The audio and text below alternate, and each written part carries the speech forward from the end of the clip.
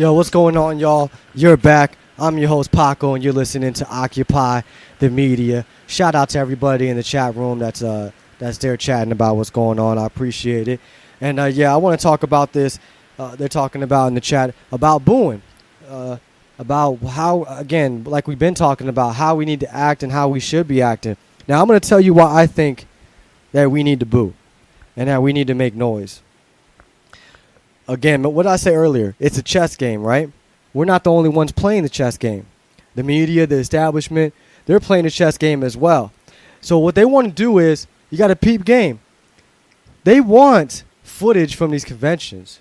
Don't get it twisted. They want to be at these conventions. They want to film it. Why is that? Because they want to keep the perception going that it's Romney versus Obama and that Romney has got people uniting. The problem is they can't come to these conventions because that's not what's happening.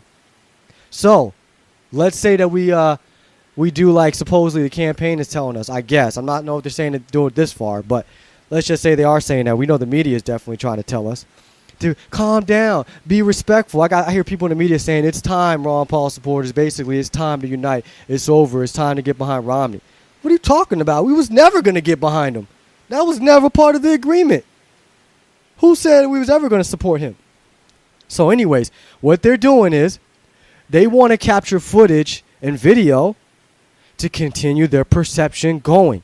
So if we sit there and we be quiet and we play along and we don't speak out, what are we doing? We are allowing them to create their narrative. We are allowing them to push their narrative. That's why I'm upset with the campaign. That's why our Jesse Benton, because that's what they did. They allowed the narrative, the media narrative, to continue on and make it harder for us in the grassroots to speak out against it and knock it down.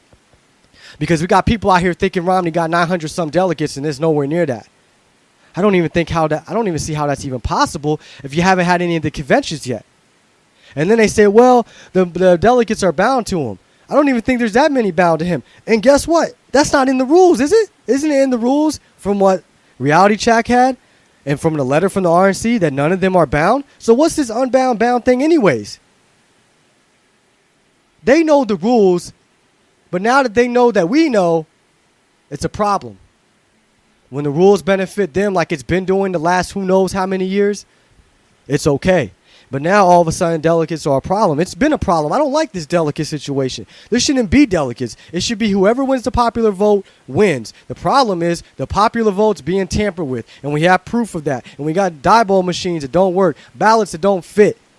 That's why we can't trust the popular vote. Who in the world thinks Santorum beat Ron Paul in West Virginia after he dropped out? Are you kidding me? These are the type of things I don't understand. So what is the media doing? They got to keep their perception going, that narrative going.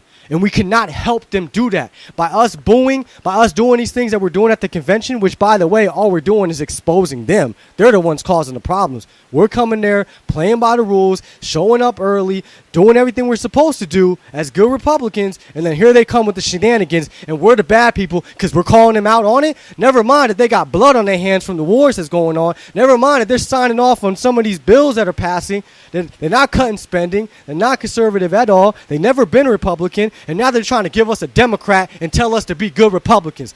What the is going on? You got to be kidding me. No way. It's not the time now to sit and be quiet. We got too many bullets to not be picking up and shooting. And you know what I mean. I don't mean that literally. But we got a lot of ammunition to be putting down the guns. They know that we got the momentum. They know any chance of beating Obama is on our hands, but they don't want to beat Obama. That ain't part of the plan. That was never written in the script. Romney knows that. Romney's wife know that. All the Republicans in the establishment know that. That's why but there ain't that many of them, so it's so hard for them to get their Romney supporters together and fight for Romney. You know, it's amazing in the media, everything is about Ron Paul supporters hijacking the convention. Never mind that Romney's winning all of these states by a large margin, but his people ain't showing up to the convention. That's what should be the news. What's going on? Something ain't adding up with these votes. We got all these people voting for Romney, none of his people showing up at the convention. How is it that if Ron Paul only make up 10% of the party, a small fraction of the party, like they always say on the media, how come we're the biggest fraction at the conventions then? What's the problem? And then they might say, well, Ron Paul supporters are more energetic and active. Okay, well, don't blame us for that. Why aren't they active for Mitt Romney? If everybody hate Obama so bad, why aren't they out here so bad for Romney? If the main objective is to get Obama out so bad, where is everybody at? Where is everybody's participation? Where is everybody money? I reported to you guys weeks ago. The main GOP, the Iowa GOP, I think it's the Washington GOP. They all struggling. They all can't raise money. Oh, but we ain't going to bring Ron Paul. We're going to bring Romney. Romney is a joke. And if you need help raising money from grassroots people, why in the world wouldn't you have Ron Paul in there? You know what I'm saying? It's crazy. So what I'm telling people is we need to speak out, man. And now there's a difference, though. When you're in the conventions and people there know the rules and they're breaking the rules, like, for example, when Romney's son went up there and showed the green slate, instead of booing, we should have called point of order and screamed that out. You know, that's what I was being told. So there's a time to boo and a time to go by the rules. Because I don't care about booing if it ain't going to do nothing. You know what I'm saying? Let's make sure we're going by the rules. So if somebody's breaking the rules, we need to scream point of order and handle that and take care of that. Address it right there. Don't let it go away. Don't let it go off with us just booing. Address it right there. Now, when somebody's up there speaking, giving a little speech, you know, like, what's her name? Miss Mary Fallon or whatever her name was up there speaking, and she said, it sounds like there's some Obama supporters in here, and she was talking to Ron Paul people. Dang, all right, you going to boo her. Dang, you better boo her. You know what I'm saying? When they disrespect us, I lose my manhood if I don't speak back. And again, I'm not saying punching, go crazy, wild out. I'm not saying that. But to sit there and to let someone disrespect us after all that we've done, after all the phone calls that we done made, some of us made, after all the tabling events, waving signs, Twitter and Facebook, and I used to work for Bank of America getting paid $17 an hour. I quit on the spot working for Ron Paul for nothing. All day, every day. That's fighting over my girlfriend over Ron Paul because I spent too much time looking up Ron Paul. I Google him too much. All of this stuff for our rights and our freedoms that I know I'm not the only one out there doing. And tons of us are doing it. And I'm supposed to be quiet when we're at the convention, when we're at the game? No way. And again, I'm not pushing back against the campaign and saying forget what they said. We do need to be respectful. By all means, we need to be respectful. Because right now, we're playing by the rules and we're trying to beat them by the rules. This isn't no bloody revolution where we're out in the streets with guns and knives and we're shooting and fighting. You know, we're trying to play by the rules. So yes, we need to be respectful to the utmost.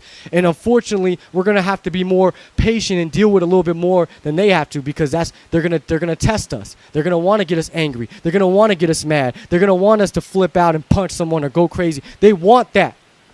And that's why we got to be smarter. Remember, it's a chess game. But at the same time, we don't need to be cowards or be soft and just sit there and take it. Because we deserve better than that. Our country deserves better than that. And then more importantly, our kids that can't fight for themselves deserve better than that.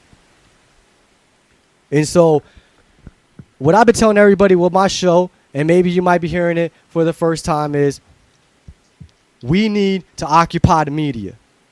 This is what all this goes back to. That's why I named my show Occupy the Media. That's why I got a Facebook page for every media station from CNN, NBC, all of them on Facebook to occupy every one of them. Own and operate it. Because I'm telling everybody, the target is the media.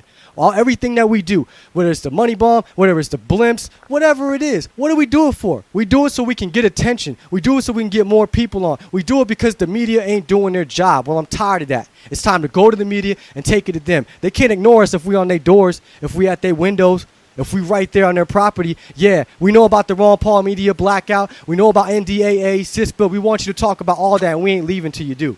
Anyways, we're going to talk about that when I get back. I'm your host, Paco. Stay tuned.